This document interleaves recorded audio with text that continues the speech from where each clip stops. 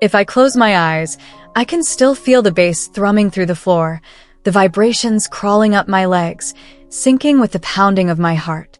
The flashes of neon light sliced through the artificial haze, illuminating the sea of bodies swaying and colliding on the dance floor. The air was thick, heat from too many bodies pressed together, the sharp tang of vodka and energy drinks, the lingering scent of cheap perfume and cigarette smoke that clung to my clothes. Brooklyn, Saturday night. I was exactly where I wanted to be, surrounded by people, half drunk on laughter, the burn of alcohol still fresh on my tongue. And then there was her. Emma. My best friend since we were 13. The one who knew every shade of my voice, who could hear when something was wrong even when I said nothing. The girl who held my hand when I was too nervous to speak in front of the class, who snuck into my bed during thunderstorms, whispering secrets in the dark. She was my constant, my safe place, the one thing in my life that never needed to be questioned. We were inseparable. But tonight, something was different. I caught it in the way her gaze lingered just a second too long, how the neon lights reflected in her eyes, making them shimmer like liquid gold. The way her fingertips brushed against my arm, featherlight but deliberate, sending an unfamiliar shiver up my spine. Maybe it was the alcohol, or maybe it was something that had always been there, something I had been too blind to see. But when she kissed me, everything shifted. It happened so fast that for a second I thought I imagined it. One moment, she was laughing at something I had said, her body leaning into mine, her breath warm against my skin. And then her lips, soft, hesitant, pressing against mine with a gentleness that stole the air from my lungs. The world around us blurred, the music fading into a distant hum.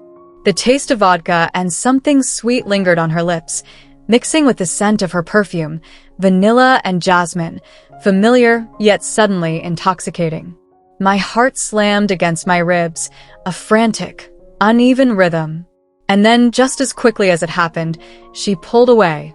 Her eyes locked onto mine, wide and searching, as if she was waiting for me to say something. Anything. But my mind was blank.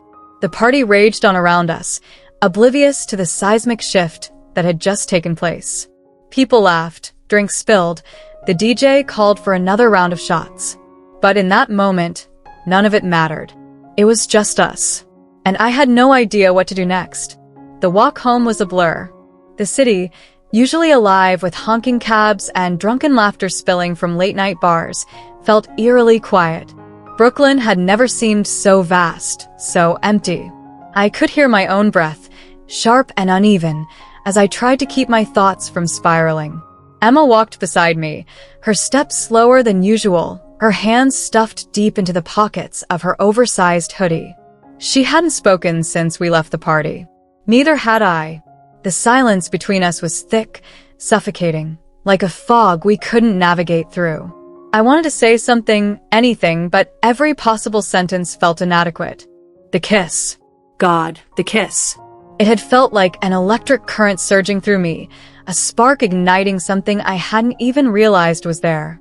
My lips still tingled from the memory, the taste of her lingering vodka, something sweet, something undeniably Emma. I had never thought about her this way before. Or had I? My mind raced through years of stolen glances, lingering touches, nights spent lying side by side whispering secrets into the dark. How many moments had I ignored, brushed aside as nothing more than the closeness of best friends? I risked a glance at her. Her face was partially hidden by the loose strands of hair that had slipped from her messy bun, but I could see her chewing on her bottom lip, a nervous habit I knew too well. She was thinking, overthinking, just like me. When we reached my apartment building, we both hesitated. This was where we always said goodnight, where she usually smiled and made some joke about texting me the second she got home, even though we both knew she'd already be sending me something stupid before she even reached her door. But tonight was different. I'll see you tomorrow, she interrupted, her voice tight. Emma, wait. But she was already walking away, disappearing into the night before I could find the words that might keep her here. The next morning, I woke up with a pounding headache, but that was nothing compared to the storm raging inside me. I replayed last night over and over, dissecting every moment, every glance, every brush of her fingertips against my skin. My phone sat untouched on my nightstand, Emma's name glaring at me from the top of my messages. No new texts. That had never happened before. By the time noon rolled around, I couldn't take it anymore. We had plans. Sundays were ours. A ritual we never broke. So I pulled myself together, threw on a sweater, and made my way to our usual cafe in the Lower East Side. When I walked in, she was already there, sitting in our usual corner by the window, stirring her coffee absent-mindedly. She looked up as the bell chimed, her eyes locking onto mine for a fraction of a second before darting away. Something in my chest tightened. I slid into the seat across from her, trying to act normal, but the air between us was wrong. Charged, heavy. "Hey," I said, forcing a small smile. Hey? Her voice was soft, careful. For a moment, neither of us spoke. The clatter of dishes, the hum of conversations around us, it all felt too loud, too intrusive. I wrapped my hands around my coffee cup, as if the warmth could somehow ground me. Emma cleared her throat. "About last night." I tensed. I wasn't ready for this conversation. Not here. Not now. It was nothing, I blurted out before she could say anything else. My heart clenched the second the words left my mouth, but I forced myself to keep going. We were drunk. It didn't mean anything. A flicker of something crossed her face. Hurt? Disappointment? It was gone before I could be sure. She let out a short, hollow laugh. Yeah. Yeah, I guess we were. She looked down at her coffee, stirring it again, even though it didn't need it. The silence stretched between us, heavier than before. And just like that, I knew I had made a mistake. A terrible, irreversible mistake. Because I had lied. And we both knew it. The idea that I could just move on, pretend nothing had changed, was nothing but a delusion. Everything was different. I found myself watching Emma more than before, studying the curve of her smile, the way she absent-mindedly twirled a lock of hair around her finger, the soft tilt of her head when she was deep in thought. And every time she touched me, even in the smallest, most innocent of ways, my entire body tensed, my skin prickling, as if electrified. Then came the worst part. She started pulling away. At first, it was subtle. A missed text here, a delayed response there. Excuses to skip our usual walks between classes. But soon, it became undeniable. Emma was avoiding me. I tried to tell myself it was nothing, that I was reading too much into it. But the absence of her presence, the hollow space she left in my days, was impossible to ignore. The thought of losing her, really losing her, made my chest tighten with something dangerously close to panic. The breaking point came on a particularly cold evening. I had waited outside our building, shivering in my coat, hoping she would have to pass by. When I finally saw her, my heart clenched. She had that guarded look in her eyes, the same one she used when she was shutting people out. I stepped into her path. "Emma." She froze, then let out a breath, her shoulders slumping slightly. Hey? "Are you avoiding me?" My voice was softer than I intended, but there was no masking the ache behind it. She hesitated, then looked away. "I don't know what you want me to say." "The truth." Emma sighed, wrapping her arms around herself. "You told me to forget, so I'm trying." Her words hit me like a punch to the stomach. "I didn't mean." "Then what did you mean?" She turned to me fully now, her eyes shining with something raw and unguarded. "Because I don't know how to be around you anymore. I don't know how to pretend like that kiss didn't happen. Like it didn't mean something." My breath caught. She had said it. Said what I had been too afraid to admit to myself. I felt my pulse hammering in my throat, my thoughts colliding into each other in a frantic scramble to make sense of what I was feeling.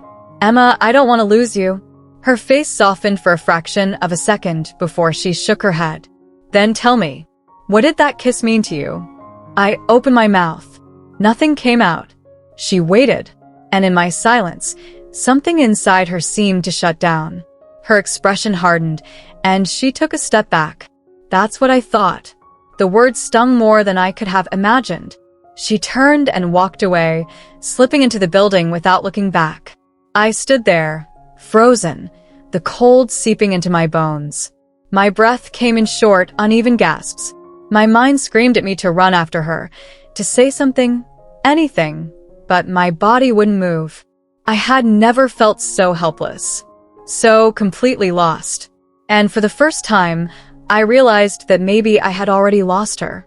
The days that followed were a blur of forced smiles and restless nights. I told myself that everything would go back to normal, that Emma and I would somehow find our way back to each other. But no matter how many times I tried to push the memory of that night aside, it clawed its way back. The feel of her lips, the hesitation in her voice, the way she had walked away from me without looking back, it all played on repeat in my mind. And the distance between us only grew wider. Emma wasn't just avoiding me now, she was moving on. I saw it in the way she laughed with other people, in the way her phone was always in her hand, but never for me. And then, one afternoon, I saw her with someone else. I had been leaving the library when I caught sight of her across the quad. She was walking with a girl I didn't recognize, someone with dark curls and an easy smile. They were close, too close. Emma said something, and the girl laughed, nudging her playfully. Emma smiled back, that same lopsided grin I had always thought was meant just for me. My stomach twisted painfully. It shouldn't have mattered. I had no right to feel this way. But I did. That night, I couldn't take it anymore. My fingers hovered over my phone screen, debating whether to text her. But what would I even say? Instead, before I could talk myself out of it, I grabbed my coat and made my way to her apartment. When she opened the door, the surprise on her face was unmistakable. "Can we talk?" My voice was steadier than I expected, but my hands were clenched into fists at my sides. Emma hesitated, glancing back into her apartment before nodding. Yeah. Sure. I stepped inside, and the familiar scent of her, vanilla and something faintly citrus, wrapped around me like a memory I couldn't shake. The room was dimly lit, the glow from the city filtering through the windows. It felt intimate, too intimate, and my pulse hammered in my ears as I turned to face her. She crossed her arms, her posture guarded. "What's going on?" I swallowed hard. "I saw you today. With that girl." Emma's eyes flickered with something. Guilt? Annoyance? So? I let out a shaky breath. I don't know why it bothered me so much, but it did. It really did. She sighed, rubbing the back of her neck. "I don't know what you want me to say. You told me to forget. You pushed me away. What was I supposed to do? Just sit around and wait for you to figure out what you wanted?" Her words hit me like a slap. She was right. I had been so terrified of admitting what I felt that I had let her slip through my fingers. And now, standing here, I realized I couldn't pretend anymore. "I was wrong," I said quietly, my voice barely above a whisper. "I was scared. I thought if I ignored it, if I pushed it down, it would go away. But it didn't. Emma, I took a step closer, my heart pounding. "I want you." Her breath hitched. For a moment, neither of us moved. Then she exhaled sharply, shaking her head. "You can't just show up here and say that now. Not after everything." Desperation clawed at my throat. "Please, just tell me, do you feel anything for her?" She hesitated. That split second of silence was all I needed to know. She still felt something for me, and I wasn't going to walk away this time. The air between us felt heavy, thick with unspoken words. My heart pounded so hard I was sure she could hear it. Emma stood there, her arms still crossed, her expression unreadable. I forced myself to take a steadying breath. "I lied," I admitted, my voice barely above a whisper. "That kiss, it meant everything to me." Emma's eyes widened slightly, but she said nothing. I could see the flicker of emotion, the hesitation, the guarded way she held herself. She was waiting for me to say more, waiting for me to prove that this wasn't just another moment of confusion. "Then why did you act like it didn't?" she finally asked, her tone laced with something between frustration and hurt. I swallowed hard, because I was terrified of losing you, of ruining everything, of admitting to myself that I wanted something more. She let out a sharp breath, looking away for a moment before meeting my gaze again. And now, I hesitated, the weight of everything pressing down on me.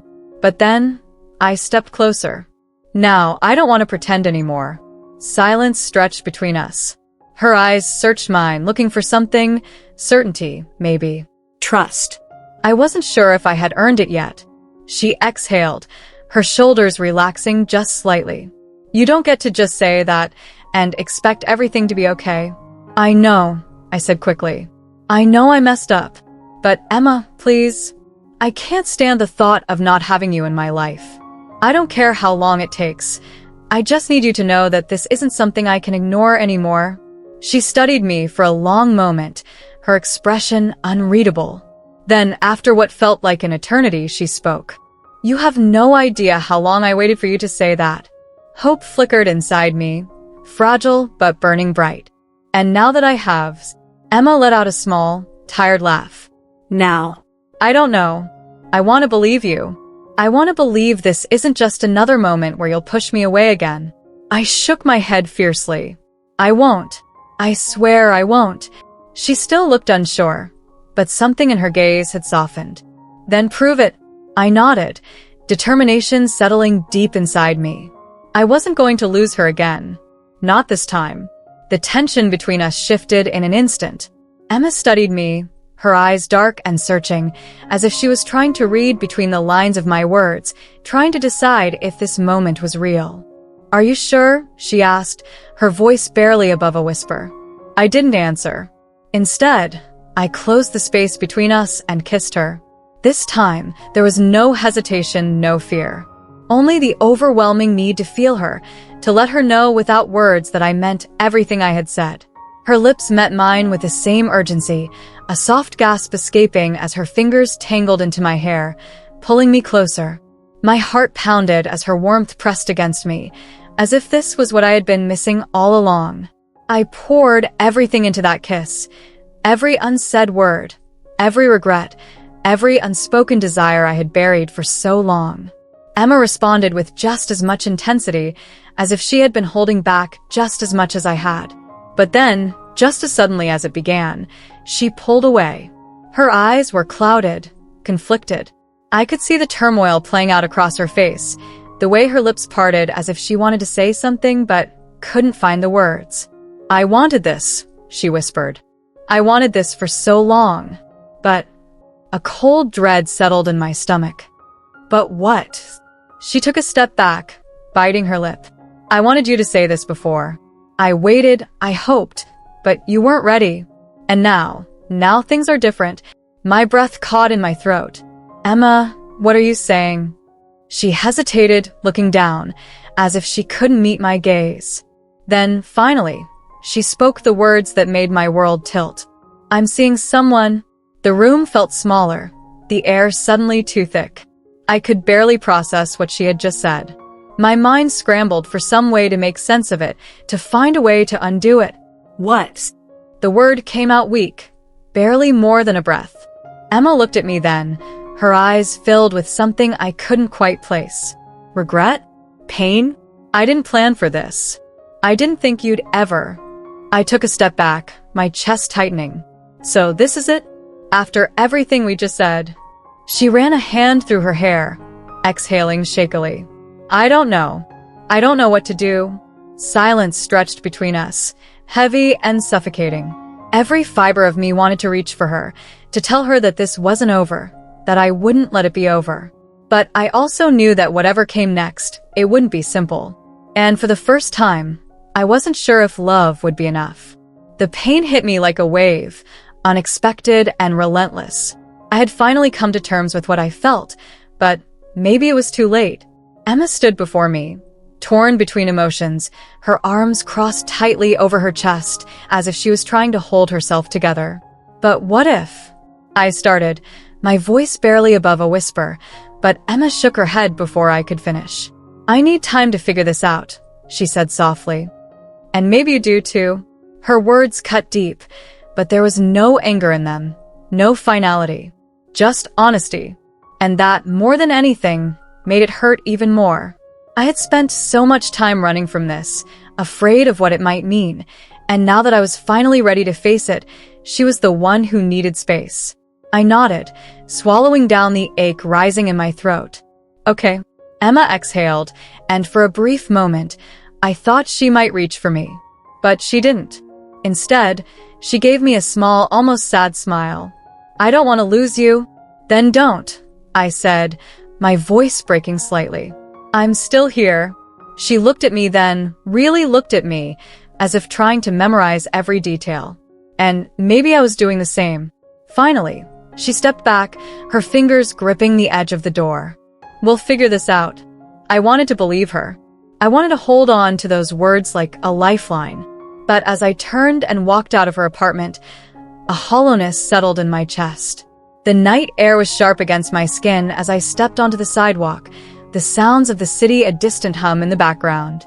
I felt lost, untethered, but beneath all of that, something else stirred, something I hadn't expected. Hope. Because now I knew the truth. And maybe, just maybe, Emma would still be waiting for me at the end of this road. And you, what would you do in my place? Would you fight for her? Or would you let fate decide?